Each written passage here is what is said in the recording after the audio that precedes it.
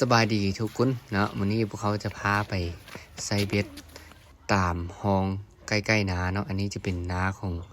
ค่อยเอียงเนาะม้าน้ำกัน2 คนอันนี้จะเป็นหลานกับลูกของค่อยเด้อในนาเขาจะมีไก่แดเนาะทุกคนเนาะอันนี้จะเป็นไก่พันธุ์เลี้ยงไว้กินไข่เนาะหลังจากนั้นเขาก็ไปซอกเหยื่อเนาะเธอจะมาตกเบ็ดนี่เป็นขี้กระเดือนเนาะได้แล้วเนาะเมื่อได้เด่นมาแล้วหลังจากนั้นเนาะเขาก็มาเตรียมเบ็ดเลยเตรียมเบ็ดนี่เนาะพอจะใส่เป็นเบ็ดน้อยๆเนาะแล้วก็ใส่เดือนเป็นเยอะเนาะจากนั้นเขาจะเสียบเข้าไป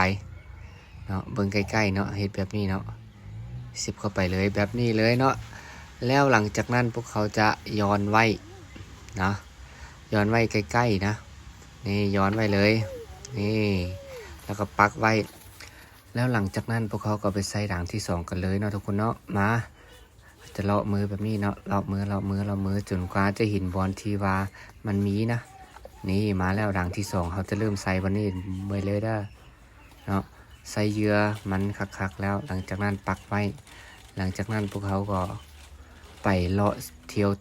ทุ่งนาเนาะอันนี้จะเป็นนาของค่อยเองเด้อนี่สวยสดงดงามเขียวสงามตาเนาะ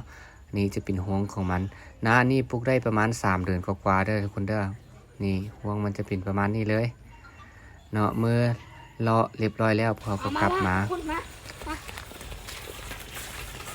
ถึกบ่มาลุ้นน้ำกันคนลุ้นน้ำกันลุ้นถึกบ่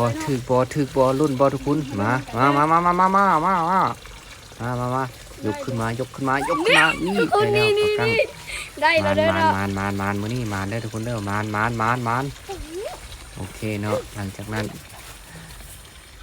เมื่อได้ป่ามาแล้วนี่ได้แล้วตัวหนึ่งหลังจากนั้นพวกเขาก็เก็บใส่ปองที่เขาเตรียมมาไว้มาซุ่มทุ่งนาเพียงเท่านี้อีพี่นะพบกันไหมลาไปซัมนี่เด้อทุกคนคลิปนี้อีพีหน้าพ่อกันไหมเนาะ